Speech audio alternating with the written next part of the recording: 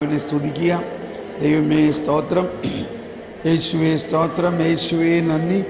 Hallelujah, hallelujah, hallelujah, hallelujah, hallelujah. യേശുവേ നന്ദി. Audio hallelujah. യേശുവേ സ്തോത്രം, യേശുവേ മഹത്വം, യേശുവേ ആരാധന. കർത്താവേ, ഞങ്ങൾക്ക് ലഭിച്ച ഈ കൃപയെക്കുറിച്ച് നന്ദി പറയുന്നു. ദൈവമേ, അങ്ങയുടെ കൃപ ഞങ്ങൾക്ക് സമൃദ്ധമായി ലഭിച്ചതിനും അനന്ത കരുണയായ ദൈവമേ ഞങ്ങൾ നന്ദി പറയുന്നു. യേശുവേ സ്തോത്രം, യേശുവേ നന്ദിയോടെ ഒരിക്കൽ കൂടി സ്തുതിക്കാം. ദൈവത്തിൻ്റെ രക്ഷാകര രഹസ്യങ്ങൾ ഞങ്ങൾ സ്വീകരിച്ചു. ഈ കുംഭസാരത്തിലൂടെ നമുക്ക് ലഭിച്ച കൃപയെ പ്രതി ഒന്നുകൂടി നമുക്ക് നന്ദി പറയാം. യേശുവേ സ്തോത്രം, യേശുവേ നന്ദി. Hallelujah, hallelujah. അവിടുത്തെ കാരുണ്യം ശാശ്വതമാണെന്ന് ഇസ്രായേൽ പറയട്ടെ. അവിടുത്തെ കാരുണ്യം ശാശ്വതമാണെന്ന് അഹരോന്റെ ഭവനം പറയട്ടെ. കൈയടിച്ച് പാടാം. അവിടുത്തെ കാരുണ്യം ശാശ്വതമാണെന്ന് കർത്താവിന്റെ ഭക്തന്മാർ പറയട്ടെ. ദുരിതങ്ങളിൽ അകപ്പെട്ടപ്പോൾ ഞാൻ കർത്താവിനെ വിളിച്ചപേക്ഷിച്ചു. എന്റെ പ്രാർത്ഥന കേട്ട് അവിടുന്ന് 118 സങ്കീർത്തനം മോചിപ്പിച്ചു. കർത്താവിനു കൃതജ്ഞതയർപ്പിക്കുവിൻ, അവിടുന്ന് നല്ലവനാണ്. അവിടുത്തെ കാരുണ്യമെന്നേക്കും നിലനിൽക്കുന്നു. എല്ലാവരും കർത്താവിനു കൃതജ്ഞതയർപ്പിക്കുവിൻ. ശബ്ദമുയർത്തി. അവിടുന്ന് നല്ലവനാണ്. അവിടുത്തെ കാരുണ്യമെന്നേക്കും നിലനിൽക്കുന്നു.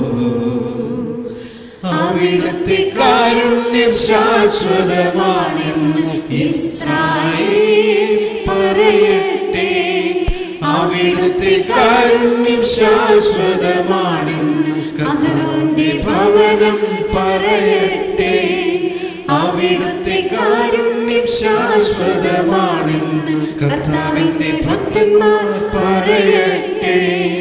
ദുരിതങ്ങളിൽ അകപ്പെട്ടപ്പോൾ ഞാൻ കർത്താവിനെ വിളിച്ചപേക്ഷിച്ചു.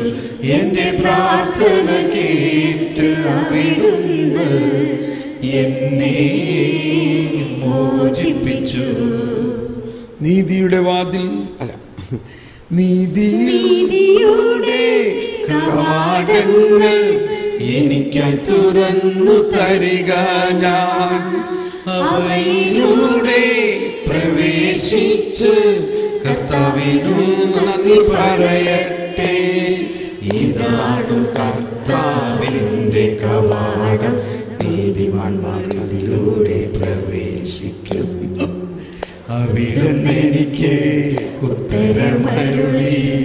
അവിടുന്ന് എൻ്റെ പ്രാർത്ഥന കേട്ട് എന്നെ രക്ഷിച്ചു.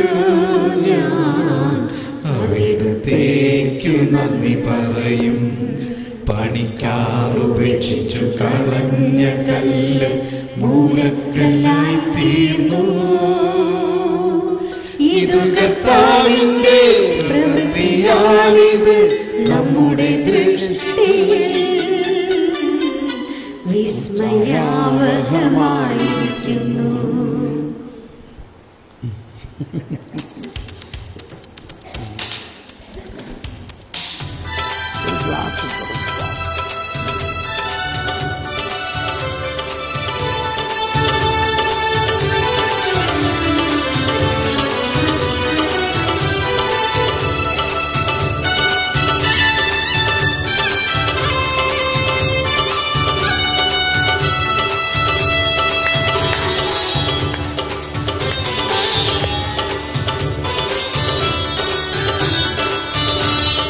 കർത്താവിനു കൃതജ്ഞതയർപ്പിക്കുവിൻ, അവിടുന്ന് നല്ലവനാണ്.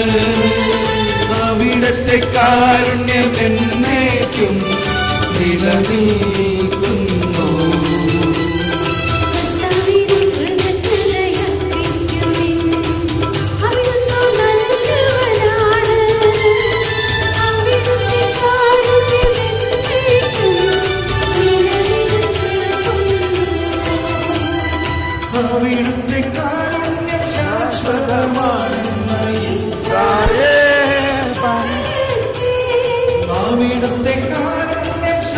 ശാശ്വതമാണെന്ന് അവന്റെ ഭവനം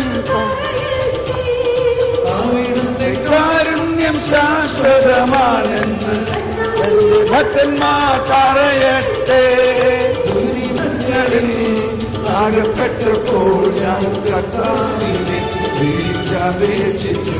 എന്റെ പ്രാർത്ഥന കേട്ട് അവിടുന്ന് എന്നെ മോചിപ്പിച്ചു. കർത്താവിന് കൃതജ്ഞതയർപ്പിക്കുവിൻ. അവിടുന്ന് നല്ലവനാണ്. അവിടുത്തെ കാരുണ്യം എന്നേക്കും നിലനിൽക്കുന്നു.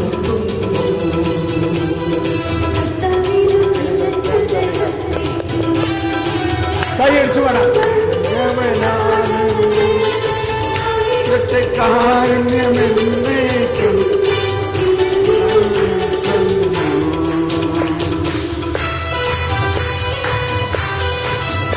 കർത്താവിന്റെ പ്രവൃത്തിയാണ്. നീതിയുടെ വാതിൽ ഞങ്ങൾക്ക് തുറന്നു കഴിഞ്ഞിരിക്കുന്നു.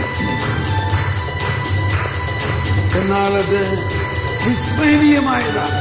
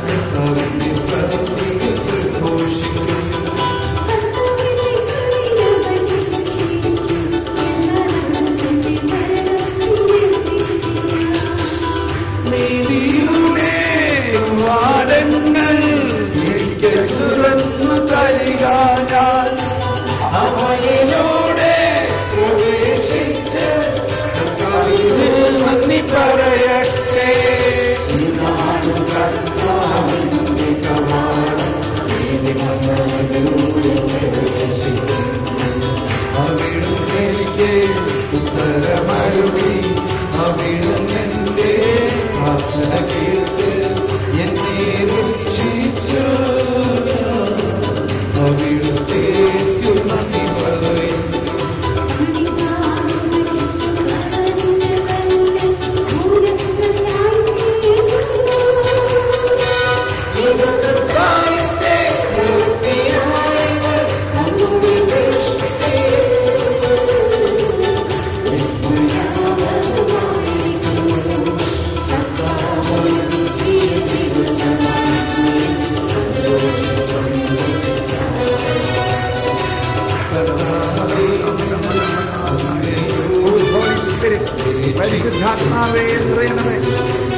പരിശുദ്ധാത്മാവേ നിറയണമേ, പരിശുദ്ധാത്മാവേ നിറയണമേ, ജ്ഞാനം നൽകണമേ.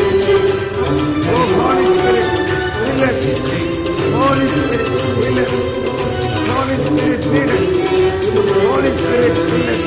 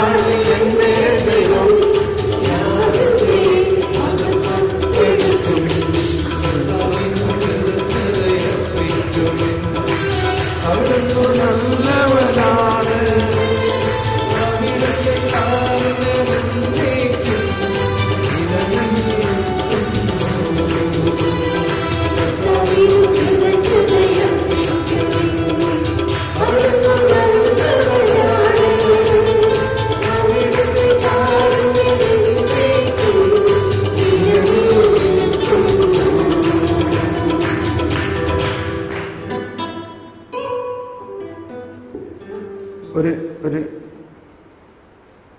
ജീവജലത്തിൻ്റെ ആ ഈരടികൾ മാത്രം പാടാം. നമുക്കിങ്ങനെ പ്രാർത്ഥിക്കാം. എന്നിൽ വസിക്കുന്ന പരിശുദ്ധാത്മാവേ, ജീവജലത്തിന്റെ അരുവിയായി എന്നിൽ നിറഞ്ഞു കവിഞ്ഞൊഴുകണമേ. ജ്ഞാനം നൽകണമേ, പ്രകാശം നൽകണമേ. ദൈവിക രഹസ്യങ്ങളെ വെളിപ്പെടുത്തി തരണമേ. അത് ഉൾക്കൊള്ളാനുള്ള വിവേകം നൽകണമേ, ജ്ഞാനം നൽകണമേ. ഞങ്ങളിലുള്ള തെറ്റായ ബോധ്യങ്ങളെ പിഴുതു മാറ്റണമേ. പൂർണ്ണമായവ വരുമ്പോൾ അപൂർണമായവയെ ഞങ്ങൾ തിരസ്കരിക്കുന്നു. പൂർണ്ണമായവ വരുമ്പോൾ അപൂർണമായവ അസ്തമിക്കുന്നു. പരിശുദ്ധാത്മാവേ, എന്നിൽ കത്തി പടരണമേ. ജീവജലത്തിനരുവിയായി എന്നിൽ നിറഞ്ഞു കവിഞ്ഞൊഴുകണമേ. എന്നിൽ വസിക്കുന്ന പരിശുദ്ധാത്മാവേ, ആത്മാവേ, ആത്മാവേ. കൈയടിച്ചു വേണം. അരുവിയായി നിറഞ്ഞു കവിഞ്ഞൊഴുകണമേ. ജീവജലത്തിൻ അരുവിയായി നിറഞ്ഞു കവിഞ്ഞൊഴുകണമേ. ജീവജലത്തിൻ അരുവിയായി നിറഞ്ഞു കവിഞ്ഞൊഴുകണമേ.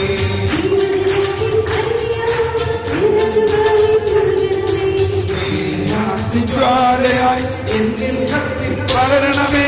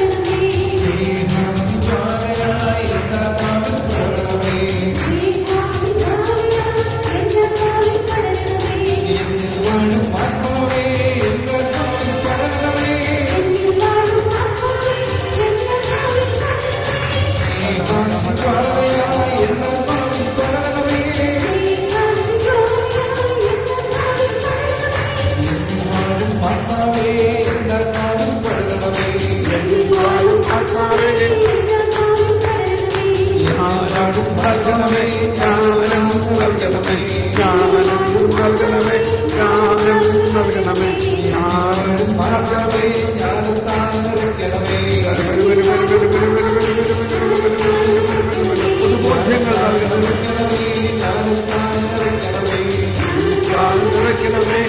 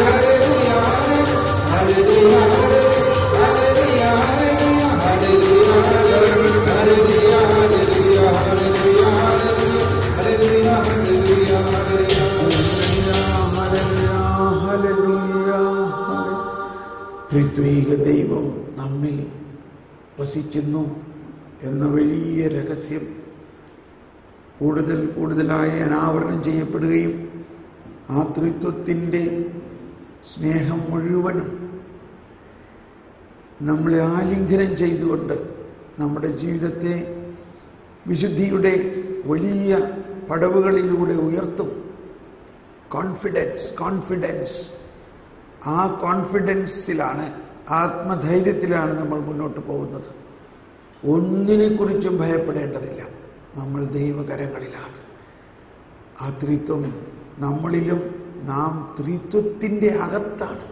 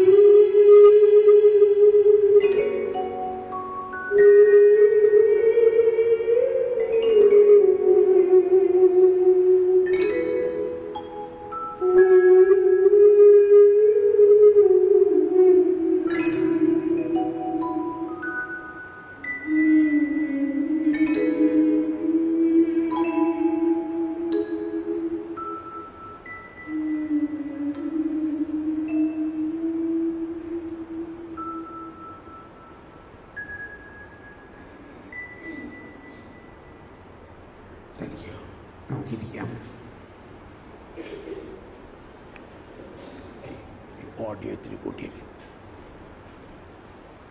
നമ്മൾ നമ്മുടെ ധ്യാനത്തിൻ്റെ എല്ലാ ധ്യാനത്തിലും നമ്മൾ പടിപടിയായി ഉയരുകയാണ്. We rediscover ourself and God. നമ്മൾ ദൈവമാരെന്നും നമ്മളാരെന്നും കണ്ടുപിടിക്കുകയാണ് കൂടുതലായിട്ട്. ദൈവവും നമ്മളിലുണ്ട്, നമ്മളും നമ്മളിലുണ്ട്. എങ്ങും എവിടെയും പോയിട്ടില്ല.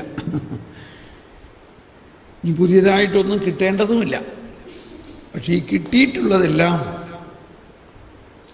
എത്ര മഹാത്മ്യമുള്ളതാണെന്നും നമ്മൾ പടിപടിയായിട്ട് കണ്ടെത്തുകയാണ്. ദൈവത്തെ കൂടുതലായി അറിയുക, അതോടൊപ്പം നമ്മളെയും കൂടുതലായി അറിയുക. ആരാണ് നമ്മൾ? Who am I? നമ്മൾ ഇന്നലെ മനസ്സിലാക്കി, ദൈവത്തിൻ്റെ ഛായയിലും സാദൃശ്യത്തിലും ദൈവം തന്നെ സൃഷ്ടിച്ചതും ദൈവത്തിൻ്റെ ജീവനിൽ പങ്കാളികളാക്കാൻ വേണ്ടി ദൈവം സൃഷ്ടിച്ചവരാണ് നമ്മൾ. God created us in His own image and likeness to make us share in His own blessed life. To make us share in His own blessed life. നമ്മളുടെ കൊച്ചു മനസ്സിനെ ഇത് മനസ്സിലാക്കുക ബുദ്ധിമുട്ടാണ്. ദൈവാവിഷ്കരണം എന്ന് പറയുന്നത് ദൈവം തന്നെ ഇത് നമുക്ക് വെളിപ്പെടുത്തി തരുമ്പോഴാണ് നമുക്കിത് മനസ്സിലാവുകയുള്ളൂ. നമ്മളാരെന്നും ദൈവമായിരുന്നു. ആത്മീയ ജീവിതത്തിൽ ഉള്ള വളർച്ച എന്നത് ഇതാണ്. ആ വളർച്ചയിലൂടെ പടിപടിയായിട്ട് നമ്മൾ ഉയരുകയാണ്. എത്രത്തോളം നമ്മൾ ആ ആത്മീയ ജീവിതത്തിൽ വളരാൻ വേണ്ടി വെമ്പൽ കൊള്ളുന്നുവോ അതനുസരിച്ച് നമ്മൾ ഇതെല്ലാം തുറന്നു കിട്ടും. നമ്മൾ മനസ്സിലാക്കി ജ്ഞാനത്തിലൂടെ ദൈവത്തിൻ്റെ ജ്ഞാനം മുഴുവനും നമുക്ക് നൽകപ്പെട്ടിട്ടുണ്ട്. പക്ഷേ മനുഷ്യൻ സ്വഭാവേന മാനുഷിക വിജ്ഞാനത്തിൻ്റെ അന്വേഷണത്തിലാണ്. അതിൽ നിന്ന് മാറി ദൈവത്തിൻ്റെ ചിന്തകളിലേക്ക് ഉയരണം. അതാണ് പുതിയ നിയമത്തെക്കുറിച്ചുള്ള പഴയ നിയമ പ്രവചനത്തിലൊന്ന്. യെശയ്യാ 55 അധ്യായത്തിലാണ്. യെശയ്യാ 55 എന്ന് പറയുമ്പോൾ 52 കഴിഞ്ഞിട്ടാണ്, 53 കഴിഞ്ഞിട്ടാണ്, 54 കഴിഞ്ഞിട്ടാണ്, ഇല്ലേ? 52 53 എന്താ? 52 53 കർത്താവിൻ്റെ ദാസൻ്റെ 4-ാം പടിയാണ്. കർത്താവിൻ്റെ ദാസൻ 1 എത്രാം അധ്യായത്തിലാണ്?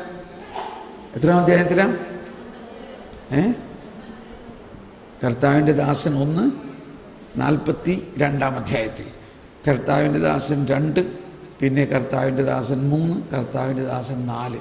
ഇത് ഇന്നൊരു ഹോംവർക്കാണ്. നിങ്ങൾ സൗകര്യമുള്ളപ്പോൾ ഇത് വായിക്കുക.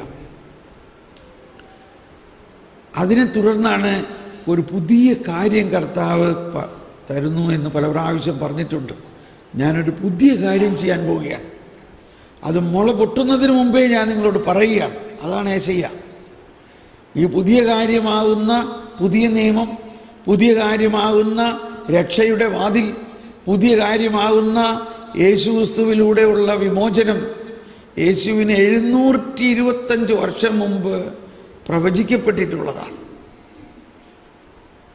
അതിൽ പറഞ്ഞിരിക്കുന്ന ഒരു കാര്യമാണ്, എൻ്റെ ചിന്തകൾ നിങ്ങളുടെ ചിന്തകൾ പോലെ ആവില്ല. 55-ാം അധ്യായം 8-ാമത്തെ വചനം പറയുകയാണ്, ചിന്തകളിലാണ് നമ്മൾക്ക് ഉയരേണ്ടത്. എൻ്റെ ചിന്തകൾ നിങ്ങളുടെ ചിന്തകൾ പോലെയല്ല. വായിക്കാം. എൻ്റെ ചിന്തകൾ നിങ്ങളുടേത് പോലെയല്ല, നിങ്ങളുടെ വഴികൾ എൻ്റേത് പോലെയുമല്ല. ആകാശം ഭൂമിയേക്കാൾ ഉയർന്നു നിൽക്കുന്ന പോലെ എൻ്റെ വഴികളും ചിന്തകളും, എൻ്റെ ചിന്തകളും വഴികളും നിങ്ങളുടേതിനേക്കാൾ അത്രയും ഉന്നതമത്രേ. എന്ത് വേണം? ആ വഴി പോണോ അത് ഈ വഴി പോണോ? ആ വഴി നമ്മൾ ആൾറെഡി തിരഞ്ഞെടുത്തിട്ടുള്ളതാ, ഇല്ലേ? ഇനി അതിന് മാറ്റാൻ പറ്റില്ലല്ലോ. അതാണ് യോഹന്നാൻ ക്രൂസ് പറഞ്ഞത്, when you are on your way, abandon that way, go to another way where there is no way, that is the way. അത് ആ വഴിയിലാണിപ്പോൾ നമ്മൾ. ഇനി ആ വഴിയിലെ കാര്യങ്ങളാണ് ഇവിടെ പറയുന്നത്. എന്നിട്ട് പറയുകയാണ്, മഴയും മഞ്ഞും ആകാശത്തിൽ നിന്ന് വരുന്നു, അങ്ങോട്ടും മടങ്ങാതെ ഭൂമിയെ നനയ്ക്കുന്നു. അത് സസ്യങ്ങൾ മുളപ്പിച്ച് ഫലം നൽകി വിതയ്ക്കാൻ വിത്തും ഭക്ഷിക്കാൻ ആഹാരവും ലഭ്യമാക്കുന്നു. എന്റെ അധരങ്ങളിൽ നിന്ന് പുറപ്പെടുന്ന വാക്കും അങ്ങനെ തന്നെ. Praise the Lord. എൻ്റെ അധരങ്ങളിൽ നിന്ന്, അതായത് ദൈവത്തിൽ നിന്ന് വരുന്ന വചനവും മഴയും മഞ്ഞും 2 പ്രതീകങ്ങളാണ്. മഴ ദൈവവചനത്തിൻ്റെ പ്രതീകവും മഞ്ഞ് പരിശുദ്ധാത്മാവിൻ്റെ പ്രതീകവും. അപ്പോൾ ദൈവത്തിൽ നിന്ന് വരുന്ന മഴയും മഞ്ഞും, അല്ലെങ്കിൽ ആകാശത്തിൽ നിന്ന് വരുന്ന മഴയും മഞ്ഞും ഭൂമിയിൽ വീണാൽ ഭൂമി ഉടനെ കുളിരണിയുന്നു, തളിരണിയുന്നു, പൂക്കളും കായ്ക്കളും ഉണ്ടാകുന്നു. എന്ന പോലെ ദൈവത്തിൻ്റെ ഈ പുതിയ വചനം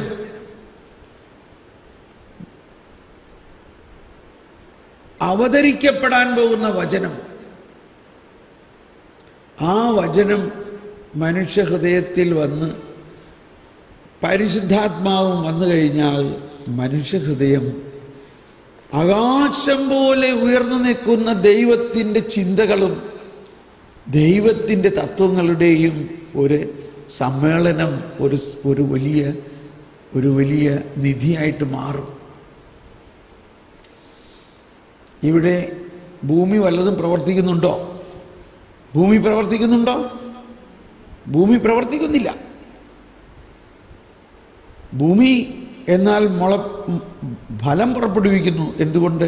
ആകാശത്തിൽ നിന്ന് വരുന്ന മഴയും മഞ്ഞും. എന്ന പോലെ നമ്മളുടെ പ്രവൃത്തിയിലൂടെ അല്ല, നമ്മളുടെ സ്വീകരണത്തിലൂടെയാണ്. ആകാശത്തിൽ നിന്ന് വരുന്ന ആ വചനവും പരിശുദ്ധാത്മാവും, അതാണ് ഉന്നതത്തിൽ നിന്ന് നീ വീണ്ടും ജനിച്ചാൽ മാത്രമേ നീ ദൈവരാജ്യത്തിൽ പ്രവേശിക്കുകയുള്ളൂ എന്ന് പറയും. ഉന്നതത്തിൽ നിന്ന് വരുന്ന, ദൈവത്തിൻ്റെ അധരത്തിൽ നിന്ന് വരുന്ന, ദൈവത്തിൻ്റെ ശ്വാസത്തിൽ നിന്ന് വരുന്ന വചനവും പരിശുദ്ധാത്മാവും നമ്മുടെ ആത്മാവിൽ വന്ന് പതിക്കുന്നു. അത് നമ്മളെ സംബന്ധിച്ച് നടന്നു കഴിഞ്ഞിരിക്കുന്നു. യെശയ്യായിൽ പ്രവചിച്ചു, യേശുക്രിസ്തുവിൽ പൂർത്തിയായി. അത് നമ്മളെ സംബന്ധിച്ച് പൂർണ്ണമായിരിക്കുന്നു, സംഭവിച്ചു കഴിഞ്ഞിരിക്കുന്നു. അത്രയ്ക്ക് വലിയ കാര്യമാണ് നമ്മളിൽ സംഭവിച്ചിരിക്കുന്നത്. അതിലൂടെ നമ്മുടെ ചിന്തകൾ ആകാശം പോലെ ഉയരുന്നു. നമ്മുടെ വഴികൾ ഈ ലോകത്തിൻ്റെ എല്ലാ വഴികളിൽ നിന്നും വിട്ട് ആകാശത്തിലെ വഴികളിലേക്ക് നീങ്ങുന്നു. അതുകൊണ്ടാണിപ്പോൾ നമ്മൾ സങ്കീർത്തനത്തിൽ കേട്ടു, 118-ാം സങ്കീർത്തനം ഈ രക്ഷാകര പദ്ധതിയുടെ തന്നെ വലിയ രഹസ്യങ്ങൾ, ഇതിന് യേശുവിന് 1000-ലധികം വർഷം മുമ്പ് ദാവീദ് രാജാവിലൂടെ പ്രവചിച്ചിട്ടുള്ളതാണ്. അതിൽ പറഞ്ഞിരിക്കുന്ന ഒരു കാര്യം ഇതാണ്: ഇത് കർത്താവിൻ്റെ പ്രവൃത്തിയാണിത്, നമ്മുടെ ദൃഷ്ടിയിൽ വിസ്മയാവഹമായിരിക്കുന്നു. കണ്ടോ, എന്തുകൊണ്ടാണ് വിസ്മയാവഹമാകുന്നത്? ഇത് ആകാശം പോലെ ഉയർന്ന ഒരു കാര്യമാണ്. നമ്മൾ ഈ ഭൂമിയിൽ നിന്നുകൊണ്ട്, ഭൂമിയുടെ ചിന്തകളിൽ നിന്ന് വിടാതെ ഈ ചിന്തകളെ നമുക്ക് മനസ്സിലാവില്ല. ഈ കഴിഞ്ഞ 2 ദിവസം കൊണ്ടും ഇന്നത്തെ കുമ്പസാരം കൊണ്ടും നമ്മൾ ആകാശത്തിലേക്ക് പൊങ്ങിയോ? ആകാശത്തിൻ്റെ ചിന്തകളിൽ വന്നോ? ഭൂമിയുടെ ചിന്തകളെല്ലാം വിട്ടോ? ഇനിയാണ് ധ്യാനം തുടങ്ങാൻ പോണത്. ഇനി ധ്യാനമെല്ലാം കഴിയുമ്പോൾ ഒരു പ്രാവശ്യം കൂടി നിങ്ങൾ കുമ്പസാരിക്കണം. അത് പറയാണ്ട് തന്നെ നിങ്ങൾക്ക് കുമ്പസാരിക്കാനുള്ള പ്രേരണ കിട്ടും. പണിക്കാറുപേക്ഷിച്ച് കളഞ്ഞ കല്ല് മൂലക്കല്ലായി തീർന്നു. ഇതാരെക്കുറിച്ചാ? സംശയമില്ല ഇല്ലേ? ആരെക്കുറിച്ചാ? ഈശോയെക്കുറിച്ചാ. കണ്ടോ, ഈശോ വരുന്നതിന് 1000-ലധികം വർഷം മുമ്പ് ഈശോയെക്കുറിച്ച് എഴുതിയിരിക്കുകയും ഈശോ എങ്ങനെ തിരസ്കരിക്കപ്പെടും എന്നുള്ള കാര്യങ്ങളെല്ലാം കൃത്യമായി പറഞ്ഞിരിക്കുന്നു. സങ്കീർത്തനത്തിനോട് ഇപ്പോൾ ഭയങ്കര ഒരു സ്നേഹം തോന്നുന്നുണ്ടോ? ഇല്ലേ? വാസ്തവത്തിൽ സങ്കീർത്തനങ്ങൾ പാടുമ്പോഴാണ്, പല പ്രാവശ്യം ഒരേ വരികൾ തന്നെ പല പ്രാവശ്യം പാടുമ്പോൾ ഇത് മഞ്ഞും മഴയും പോലെ ഇങ്ങനെ ആകാശത്തിൽ നിന്ന് വന്ന് നമ്മുടെ ഉള്ളിൽ ഇങ്ങനെ തുറക്കും. നീതിയുടെ കവാടങ്ങൾ എനിക്കായി തുറന്നു തരിക, അവയിലൂടെ പ്രവേശിച്ച് കർത്താവിനു നന്ദി പറയട്ടെ. അപ്പോൾ നീതിയുടെ കവാടം, ദൈവത്തിൻ്റെ നീതി എന്നതാണ് ബൈബിളിൽ നമുക്ക് മനസ്സിലാക്കാൻ ഏറ്റവും ബുദ്ധിമുട്ടുള്ള ഒരു രഹസ്യം.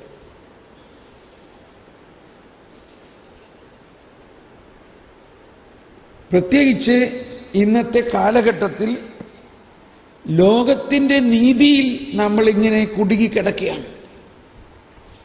ലോകത്തിൻ്റെ നീതി എന്ന് പറഞ്ഞാൽ നിയമം അനുസരിക്കണം. ഇപ്പോൾ ഒരു പോലീസുകാരൻ അല്ലെങ്കിൽ നമ്മൾ വണ്ടി ഓടിച്ചുകൊണ്ട് പോകുമ്പോൾ ഓവർ സ്പീഡായാൽ ഉടനെ ശിക്ഷയാണ്. ക്യാമറ വഴിയിലുണ്ട്, ഫോട്ടോ എടുക്കും. 3 ദിവസം കഴിയുമ്പോൾ സിസ്റ്ററിൻ്റെ വണ്ടിയുടെ പടവും സിസ്റ്ററിൻ്റെ മുഖമൊക്കെ ആയിട്ടൊരു ബില്ല് വരും. ഇത്ര പൈസ ഫൈൻ അടയ്ക്കണം. അതാണ് നമ്മുടെ നീതി. തെറ്റ് ചെയ്താൽ ശിക്ഷ കിട്ടും. ഇപ്പം നമ്മൾ ആരെങ്കിലും അതൊന്ന് മാപ്പ് പറഞ്ഞു തരണേന്ന് ചോദിക്കാറുണ്ടോ? ചോദിക്കാറില്ല. കാരണം ചോദിച്ചാൽ മാപ്പ് കൊടുക്കാൻ നിയമമില്ല. നിയമം എന്തിനുള്ളതാണ്? ശിക്ഷിക്കാൻ വേണ്ടിയുള്ളതാണ്. പോലീസുകാരൻ നമ്മളെ ഫൈൻ അടിച്ചു കഴിഞ്ഞാൽ അയാളോട് ക്ഷമ ചോദിച്ച് അയാൾ കടലാസിൽ കുറിച്ച് ഇത്ര രൂപ ഫൈൻ അടിച്ച് സൈൻ ചെയ്തു. അതിനയാൾക്ക് അധികാരമുണ്ട്. അത് ക്യാൻസലാക്കാൻ അധികാരമില്ല, നിയമമില്ല. പോലീസുകാരൻ നമ്മളെ തെറ്റ് കണ്ടുപിടിച്ചു, അതിന് ഫൈൻ അടിച്ചു, അല്ലെങ്കിൽ കോടതിയിൽ കൊണ്ടുപോയി.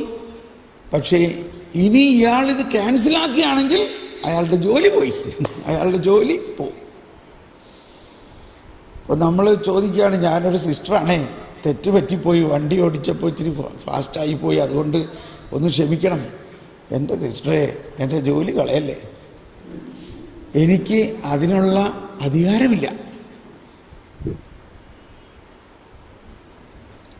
ശിക്ഷിക്കാനും തെറ്റ് ചെയ്തവരെ തെറ്റ് കണ്ടുപിടിക്കാനും അതിനെ നിയമമനുസരിച്ച് ശിക്ഷിക്കാൻ അയാൾക്ക് ഇഷ്ടമുള്ള മാതിരിയല്ല ശിക്ഷ തരുന്നത്. ഇന്നതിന് ഇത്ര രൂപ ഫൈൻ, ഇന്നതിന് ഇത്ര രൂപ ഫൈൻ, സീറ്റ് ബെൽറ്റ് ഇടാണ്ട് ഓടിച്ചാൽ ഇത്ര രൂപ ഫൈൻ, ഓവർ സ്പീഡ് ഓടിച്ചാൽ ഇത്ര രൂപ ഫൈൻ. ഇങ്ങനെ നിയമം പറഞ്ഞിരിക്കുന്നത് അയാൾ നോക്കിയിട്ട് അതനുസരിച്ചാണ് ശിക്ഷിക്കുന്നത്. ഇതാണ് ലോകത്തിൻ്റെ നീതി. അപ്പം നമ്മളിപ്പോൾ പറയുന്ന നീതി നീതി നീതി എന്ന് പറയുന്നത് സാധാരണഗതിയിൽ ഈ തെറ്റ് ചെയ്യുമ്പോൾ അത് കണ്ടുപിടിക്കാനും അതനുസരിച്ച് ശിക്ഷിക്കാനും ഉള്ള നീതിയാണ്. എന്നാൽ ദൈവത്തിൻ്റെ നീതി നേരെ വിപരീതമാണ്.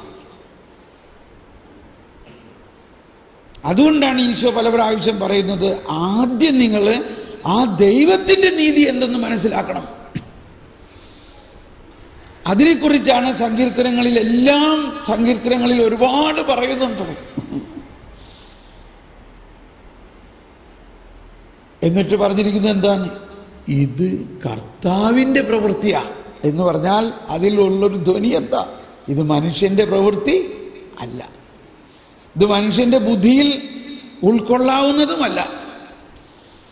ഇത് കർത്താവിൻ്റെ പ്രവൃത്തിയാണിത്, നമ്മുടെ ദൃഷ്ടിയിൽ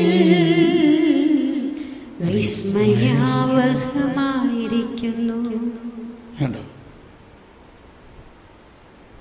അതുകൊണ്ടാണ് ഇത് നമുക്ക് മനസ്സിലാകാത്തത്. എന്തുകൊണ്ടാണ് മനസ്സിലാകാത്തത്? ഇത് നമ്മുടെ ദൃഷ്ടിയിൽ വിസ്മയാവഹമായിട്ടുള്ളൊരു കാര്യമാണ്. എന്തുകൊണ്ട്? നമ്മുടെ ചിന്തകൾ ഭൂമിയിലെ പോലെ താഴ്ന്നു കിടക്കുന്നു, ദൈവത്തിൻ്റെ ചിന്തകൾ ആകാശം പോലെ ഉയർന്നിരിക്കുന്നു. എന്നാൽ ആകാശത്തിൽ നിന്ന് ഈ ചിന്ത നമുക്ക് തരുന്നു. അതാണ് പുതിയ നിയമം, അതാണ് ദൈവാനുഭവം. അതെങ്ങനെ തരുന്നു? തൻ്റെ വചനത്തിലൂടെയും പരിശുദ്ധാത്മാവിലൂടെയും. അപ്പം ആ രീതിയിലാണ് സ്വർഗീയമായ ചിന്തകളെയും